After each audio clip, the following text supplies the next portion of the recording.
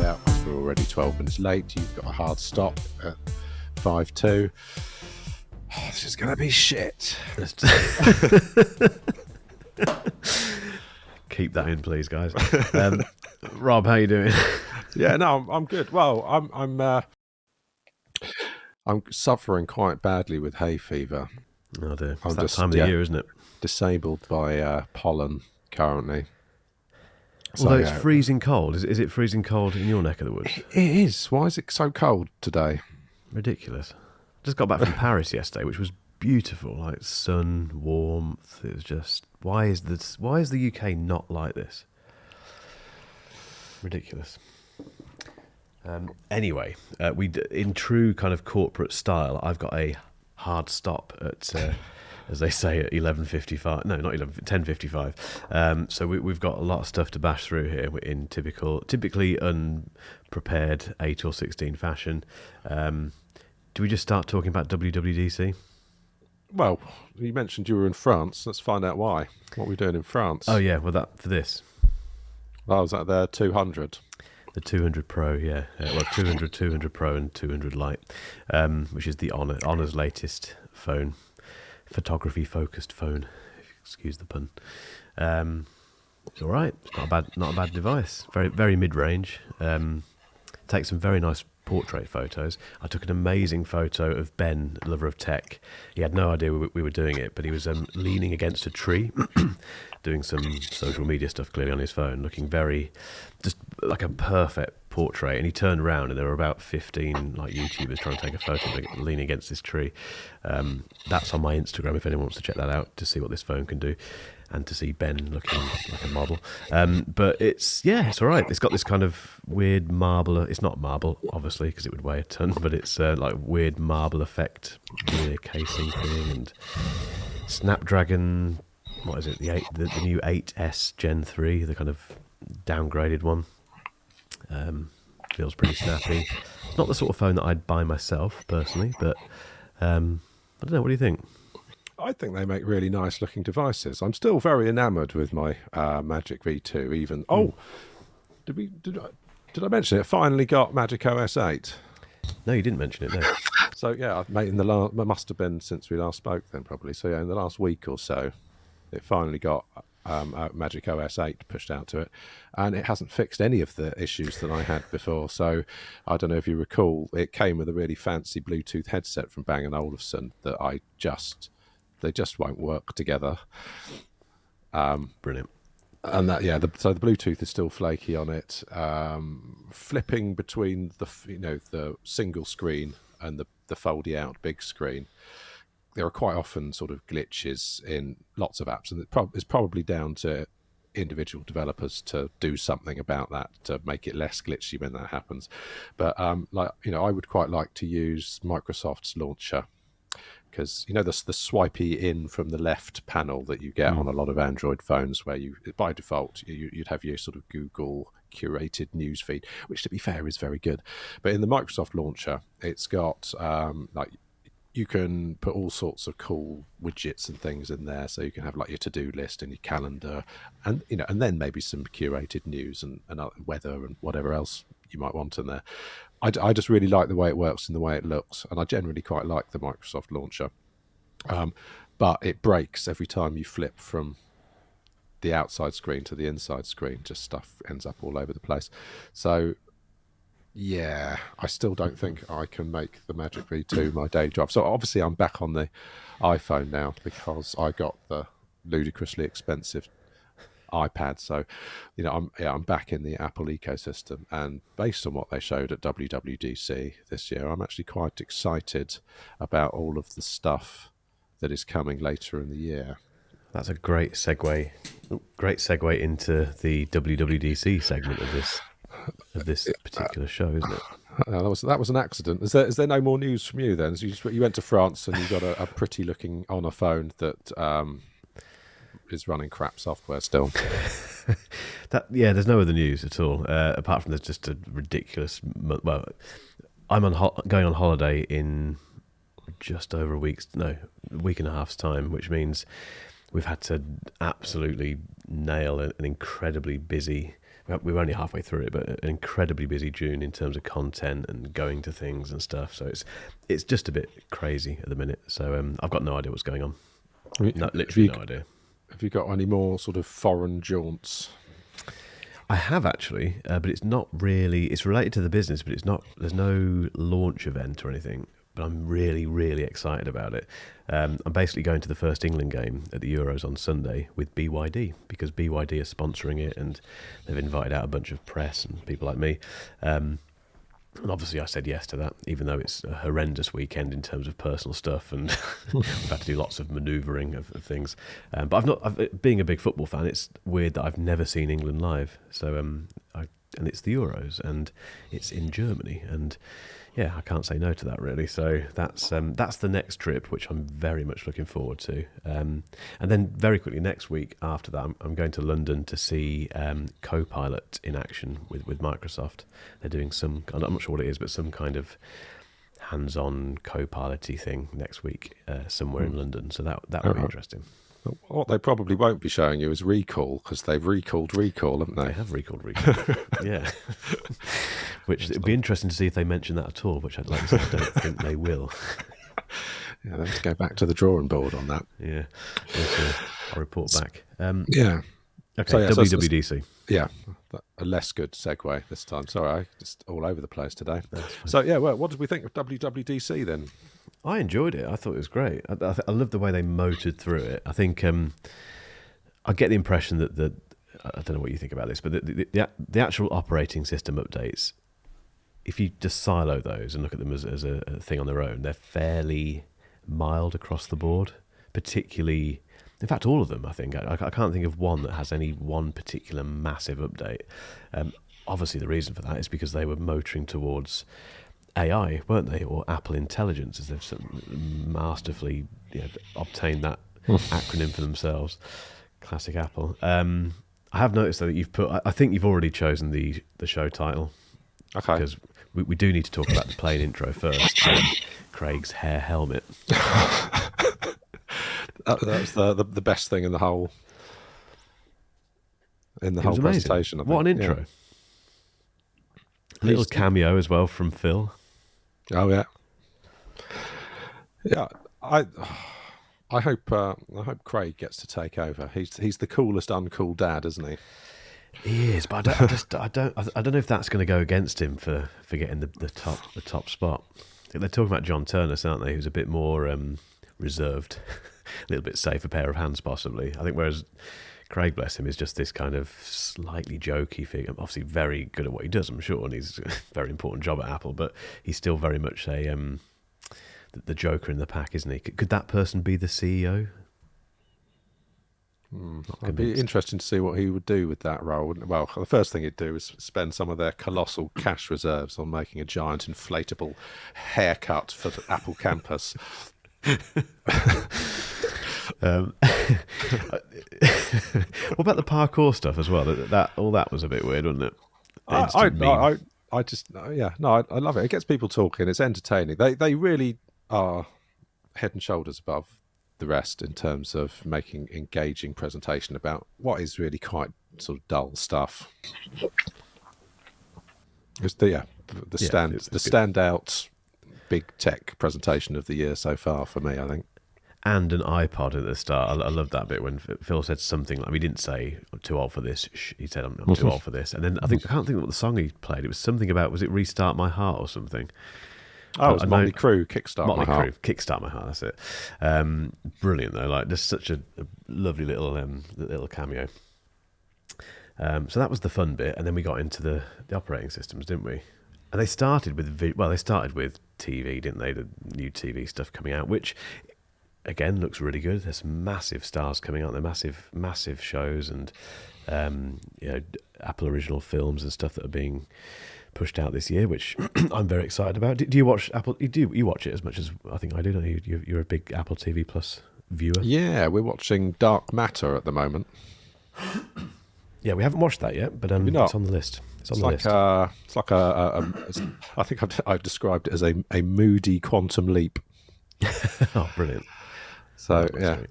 no, yeah. So no, that well, I think there's maybe another episode or two left. But yeah, no, so far it's Hmm. been gripping. Although the other thing we're watching, and I'm a bit behind on this, is Only Murders in the Building. We're loving that. Oh, is it? Okay. That's Disney Plus, isn't it? Yeah, it is. Yeah. Have you Again, seen? that's on the list, but we So, haven't watched it yet. oh yeah, no, definitely check that out.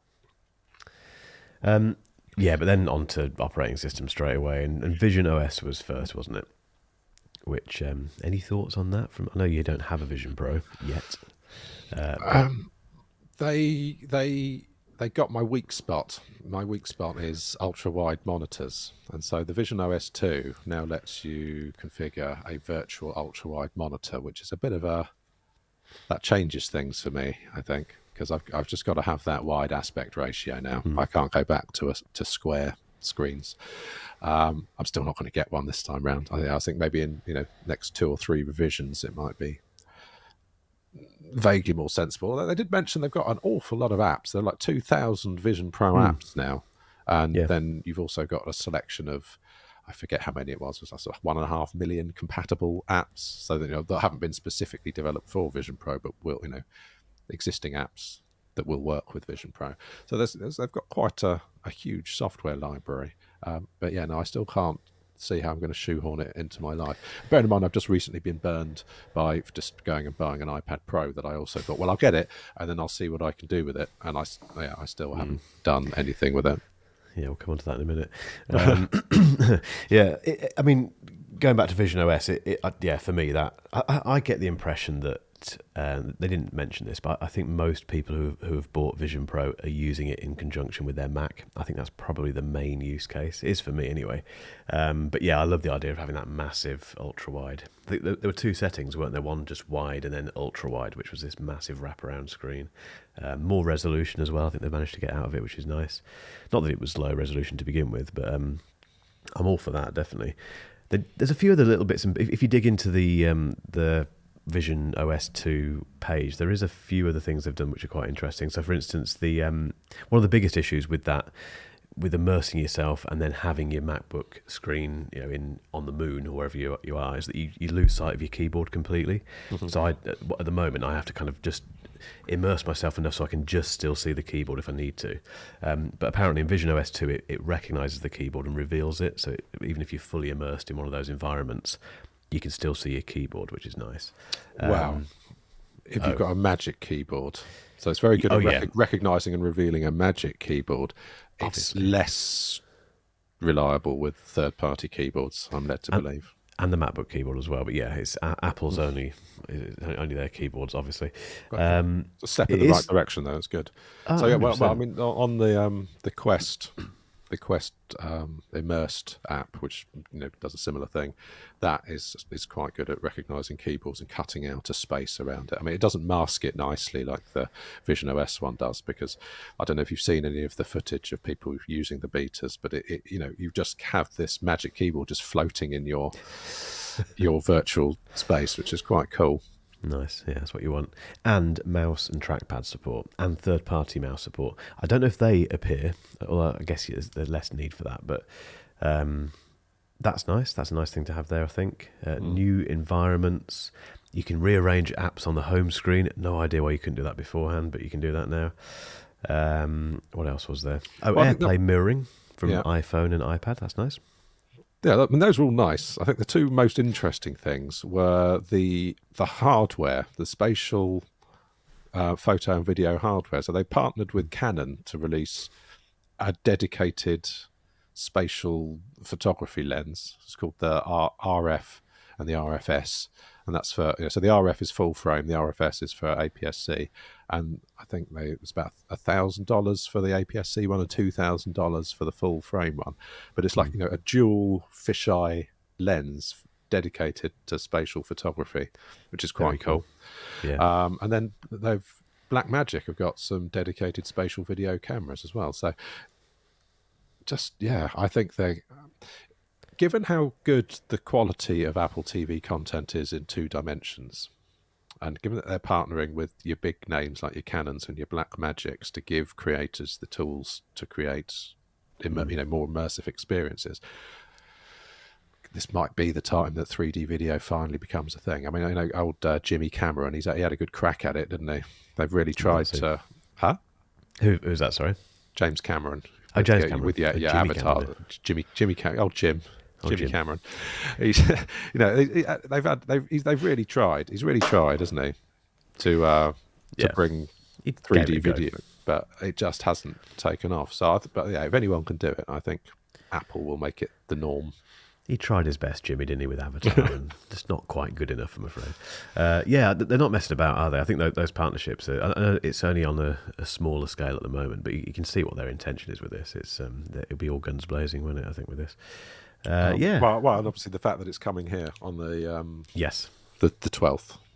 Well, Asia first, isn't it? So China and Japan and Singapore get it on the 28th of June, and like you say, UK and lots of other places in Europe get it in July, which is exciting, I think. And that does mean that I can finally, hopefully, unless mine is secretly region locked to the US, it should mean that I can log in with my proper UK Apple ID and use it and actually get into the App Store. And because I can do that at the moment with the US ID, but it's such a faff going between the two. And it'd be nice to have it as a proper UK thing.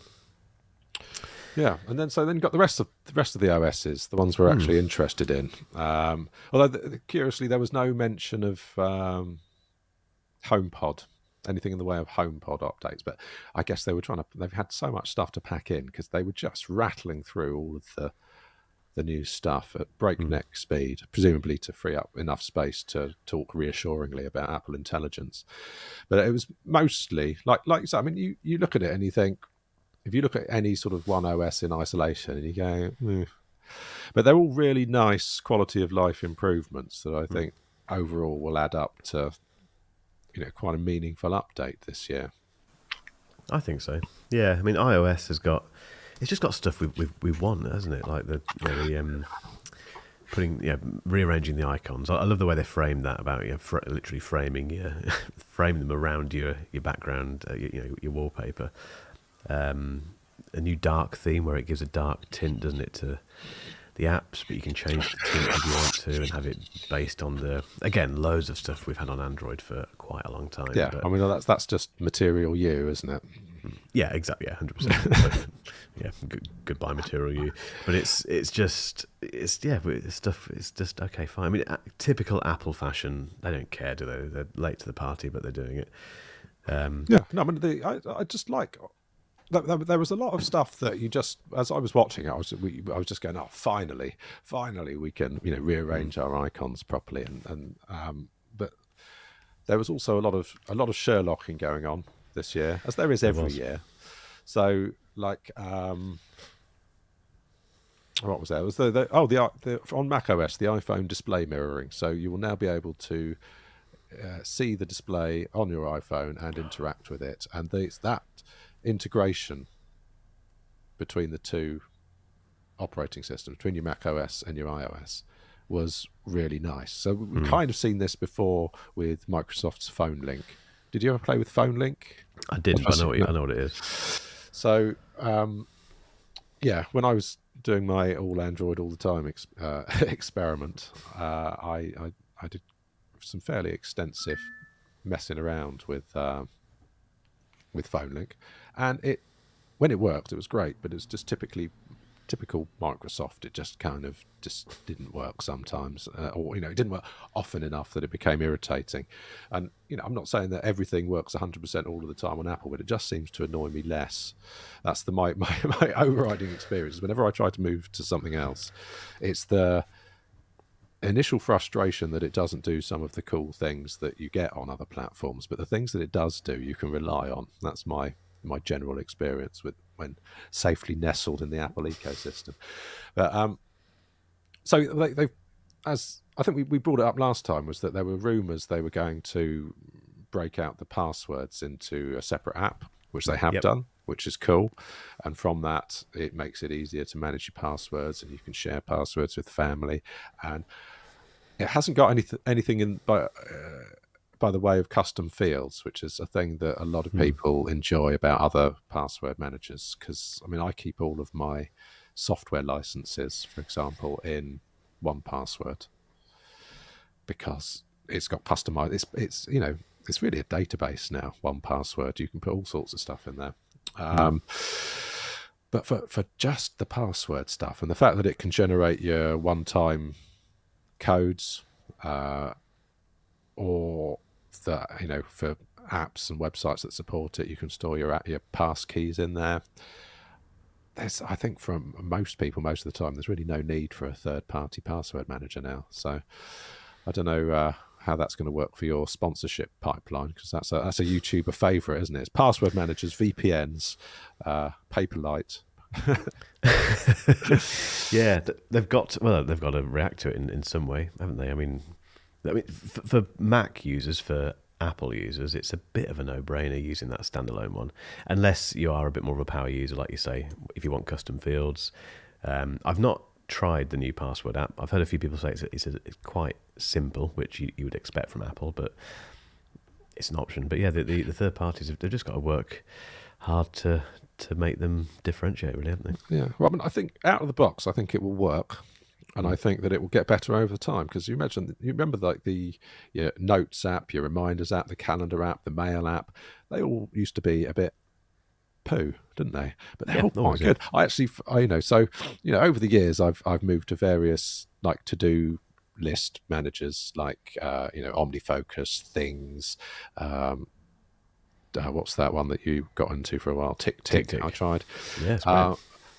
But I just find myself using Reminders. It just seems it does enough. And same with like Notes. There are lots of brilliant Notes apps, but Notes most of the time is good enough for what I need. And I used to use Fantastical, but I find that Calendar is fine now, and I used to use Outlook. But again, I find the Apple Mail app is more than good enough. So I think that Passwords app will be good enough out of the box and will only get better over time. And the fact that it's all sort of system integrated and so forth will bring benefits later, I imagine. But what in terms of other things that sort of I think we all had a collective sigh of relief, window management in macOS, finally.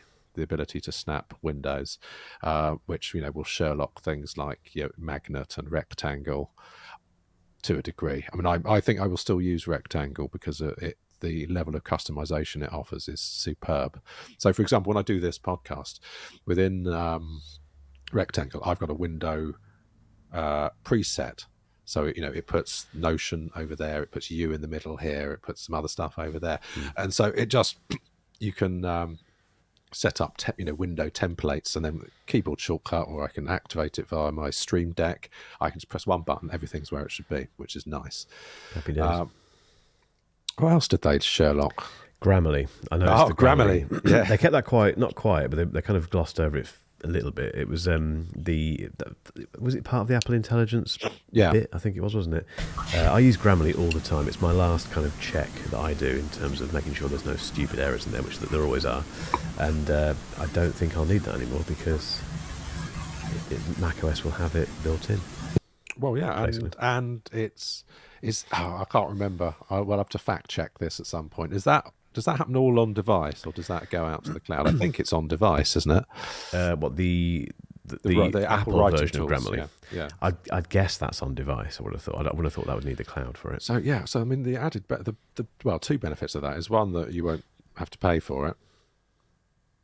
Yep. Well, you are paying for it with your Apple tax because you're buying their absurdly expensive devices, and you're paying for your iCloud and all of the other stuff that they managed to get you to buy. But there's not a subscription for that. That's just baked into the OS, and that means that you're not sending all of your stuff out to a third party, which is quite nice. Happy days. You've put here call recording, Truecaller. That's another potential Sherlock. So you've not really been able to record calls on iPhone natively like you can do on other platforms. You would have to call another service and have that added as a group call, and then that service would record it, and you could go and get your call recording and your transcription from there. But this is now baked into the OS, which is cool, and I think it's something that a lot of people have been asking for a long time. That definitely falls under finally. Yeah, 100%. And voice transcription as well, which you put Otter in brackets. We use Otter in this business, and it's not, again, a bit like the password management thing, it's nowhere near as comprehensive or as capable as Otter. I mean, Otter's amazing in terms of what it does with note summary, meeting summaries and checklists of to-dos and things. But this is, again, if you don't need all that, finally, again, we've got it on within. I think it was iOS mainly, and iPadOS is doing this. Yeah. Do you know the origin of the term Sherlock? Have we ever talked about this? Just in case anyone doesn't know. It was the app, wasn't it? The original Sherlock app. Yeah. So there was Apple had a search app called Sherlock, and then a company called Corellia Software introduced a plugin for it that extended the usefulness in a number of ways. And then in 2002, Apple released Sherlock 3, which basically did everything that Watson did, and made it redundant. And ever since then, whenever Apple released something that replaces or replicates the functionality of something else, it's been referred to as Sherlocking. Yeah. Just because I think it's a term that lots of people are familiar with, but if you weren't around back in the day, you might not know where that comes from. It's just become the word, hasn't it? It's just the adjective to describe it. There were a few things. Oh, sorry, you've got here last year what they Sherlocked. Yeah, just quickly, just very quickly. Sorry, the top one, Journal. Yeah. The one gripe I had about WWDC is that unless they didn't mention it, they haven't put that into macOS and iPadOS. Have you noticed that? Yes, I think there are lots of people complaining about that. So no, I don't think that it's a thing. Very strange decision. It needs to be on the Mac. If I'm ever going to use that app seriously, it needs to be on the Mac. I don't like sitting there typing journal entries on my phone. Plus, I don't use the iPhone at the moment. That was a bit annoying. So how are you journaling at the moment? Day one, maybe? Using day one still. Yeah, I don't use it a huge amount, but like weekly kind of review stuff, I do all in day one. But it would be nice to do it in Apple's journal. Yeah. So what was the standout thing that they showed this year for you? Across everything, do you mean? Yeah. It's got it's Apple Intelligence, although more specifically, what Siri could be like if the new version of Siri isn't rubbish. If it's not a new level of rubbish, that's the worry that I've got. I don't think it can be. I think this has to be. I get the impression with Apple that they've purposefully avoided doing anything with Siri because in the background they've been investing all of their time, resources, and everything into Apple Intelligence, haven't they? In which case, why improve Siri when you're working on the next generation of Siri? Fair enough. So it can't launch and be just as bad as the one it replaces, really. I just watching their demos of it, and it is very tightly controlled demos on an Apple keynote, obviously. But if they ring true, it looks genuinely brilliant. It's the sort of thing that would absolutely take me back to the iPhone.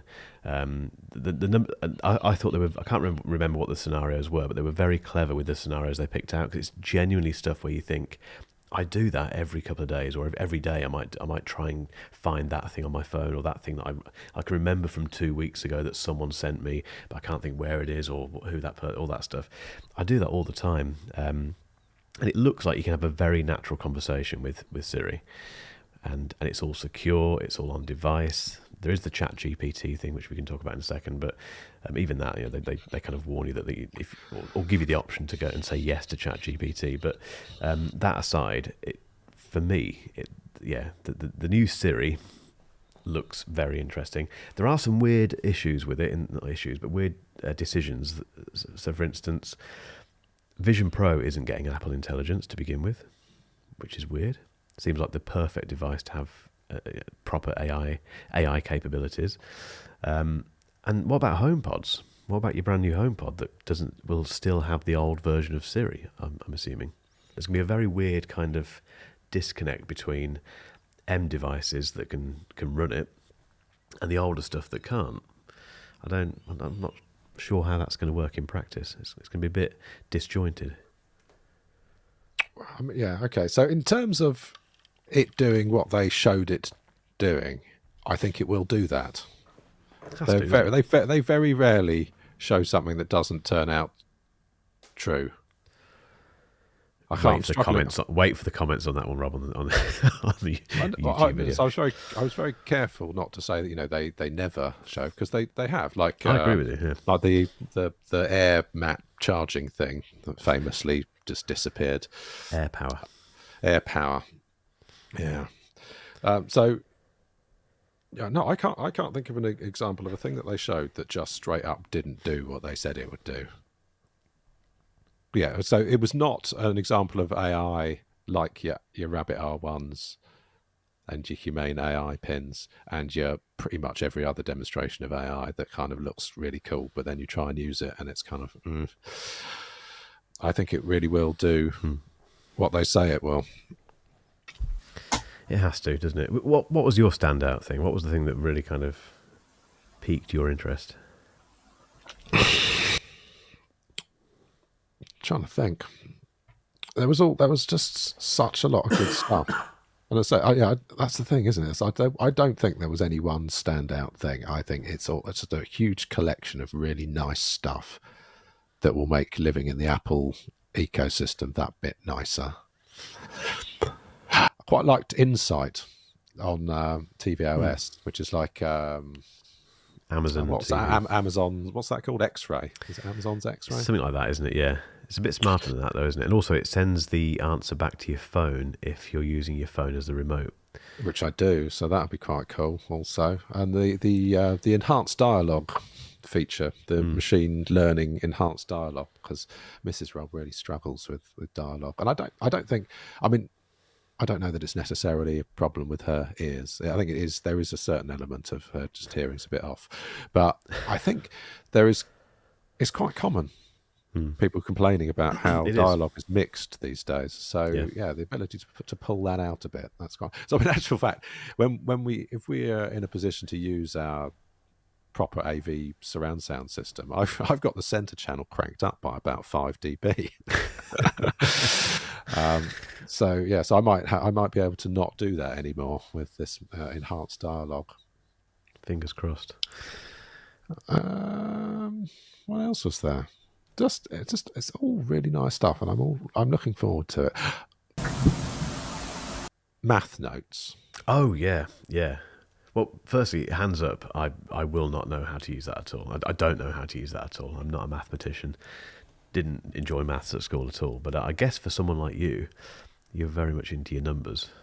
Are you into your equations? No. So Okay. I'm not technically proficient at mathematics. That's why I use spreadsheets. That's why I use spreadsheets to do all the sums for me. What was that? I used to use an app on iPad, and it was sort of like, again, this is going back to when I had the 2018 iPad Pro. It was just as a party trick to show people, look at this. This is bonkers. It was MyScript. MyScript Calculator did this. There's another Sherlock thing for you there. So this math notes essentially does the same thing that MyScript Calculator does, where you can just scribble down some sums, and it recognises everything that you've put in, all of the symbols and whatever, and then it will give you your answer. It's quite good. But not only that, there's the smart script. So it'll correct your horrible handwriting and make it look a bit nicer. So it still looks like your handwriting, but as though you've got nice handwriting. I'm all over that. Honestly, that was such a lovely thing to see, because I hate my handwriting, and it's got worse and worse over the. I think a lot of people, you do more typing, don't you, these days? But I still like taking. I like the idea of taking handwritten notes. I love the idea of using the iPad Mini as. I do this, but I do it less because I get unreasonably angry with myself, and I look at the writing and think that's just horrible. I don't, even when I'm getting halfway through a word and I kind of miswrite some whatever. It's just a horrible experience. And then you look back at your notes and you can't read half of them. Whereas with this, it learns your style, doesn't it? And then in real time, just tidies it up a little bit, straightens things a little bit, but doesn't remove your unique style. It kind of keeps that. It just makes it legible. It's like they've thought of me. They thought, what would Mark Ellis want? That'll work for him. Let's design that feature in the exact way that works for him. I love that sort of stuff. It's things like that which they're not headline makers at all, but a lot of people will forget about it. But it's the sort of thing that will inherently creep into anyone who uses Apple Notes for taking notes with their Apple Pencil. It's going to benefit them. They may not even realise people. My dad, for instance, did not watch WWDC. He won't have any idea about SmartScript. His handwriting's quite nice, to be fair, but he will. He'll probably notice that something's different whenever he's writing, and it'll just be a nice thing. It's like, oh, it's made my handwriting look better. I love that sort of stuff. The remote control. You will now be able to remotely control someone else's device. Oh yeah. They slipped that in, didn't they, as well? Yeah. There's a brief mention iPhone of and that. iPad, I think, wasn't it? Was it both? Yeah. Which is awesome for those of us who have got slightly less technically minded people who, just need help from time to time. Rather than having to schlep over there, you can just do it remotely. It's good stuff. What else was there? There's There's a bunch of stuff that they didn't talk about that's quite good.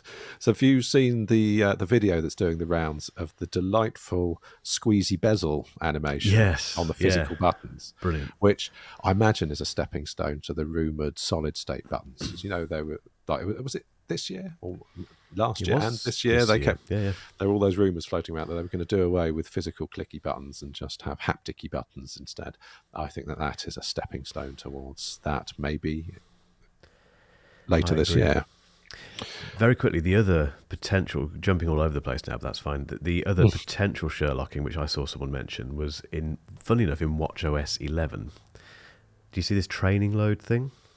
Oh yeah, so so you don't need a whoop now, do you? Yeah, people saying whoop. Your whoop is completely whooped, gone. But I don't know. I mean, I'm not that into my fitness to kind of compare the two, but it did look very, very detailed. Well, you are wearing one currently, aren't you? I am. I've put it back on. I got really fed up with Whoop because I got fed up with the nylon strap, and then about a week ago they launched these sports ones, which are kind of rubberized and they just fit Larry much orange. nicer. Larry, and it's orange. So it's got me back. How ridiculous. The strap has got me back into Whoop. That's how serious I'm about my fitness. But yeah, I thought that was interesting because watchOS 11 was a bit of a damp squib, wasn't it? Bless them. They mentioned smart stacks again, which I think everyone has forgotten about. I don't know. This big deal last year about this, these tile things coming back, and no one cares. There was the Vitals app. Again, that kind of ties into the Whoop thing, giving you your heart rate, a kind of singular view of what's going on with your body. That's going to be useful for certain people, I'm sure. Well, no. So there were two finally moments for watchOS. Actually, now I think about it, you've got the ability to customize your rings and take a day off or change the schedule because you might have a particular day a week where it's just not possible to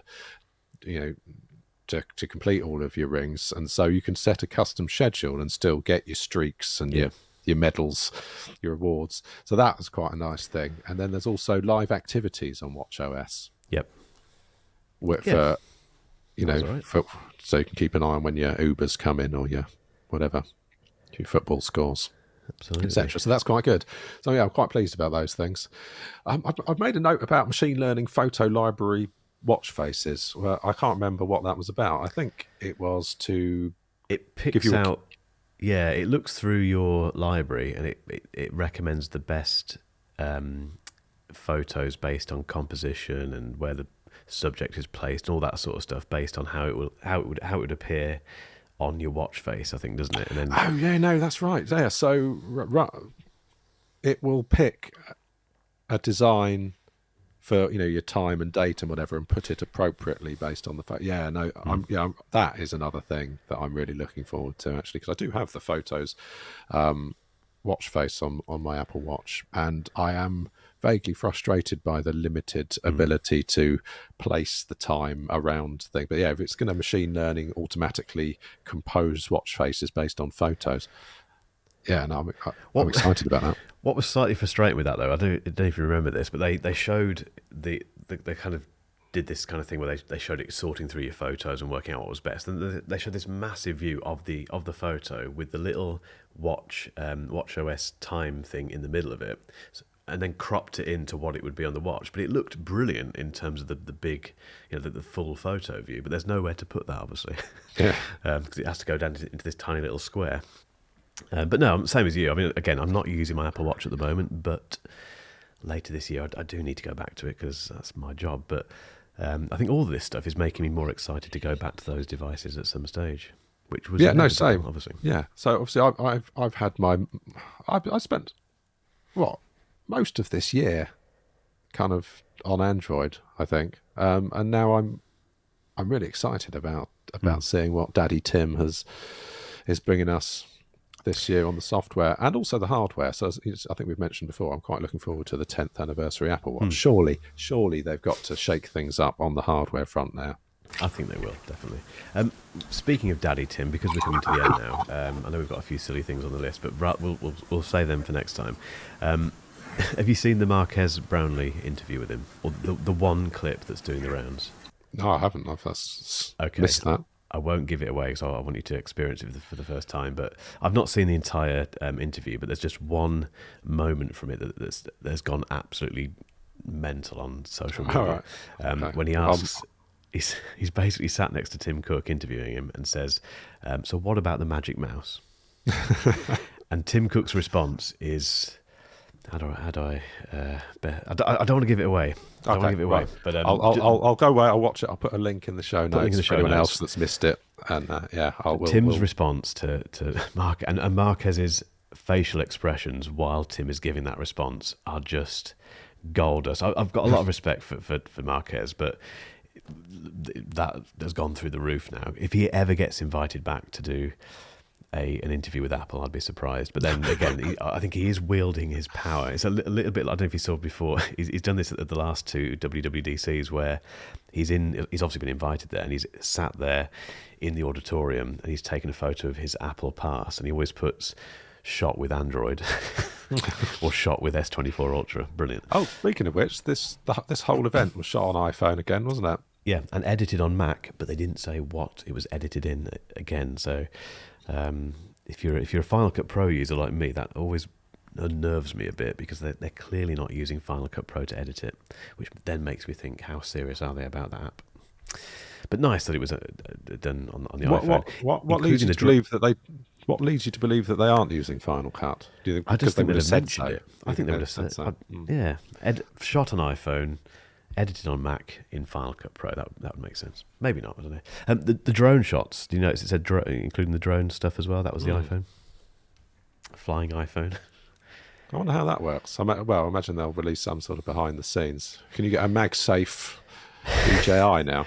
I like the idea that it's just a DJI mini drone with an iPhone gaffer tape to it, like Phil Schiller gaffer taping it up. Right, Rob, we've reached my hard stop. Oh, crap, yeah. Oh. I know. We will pick this up again as soon as we can.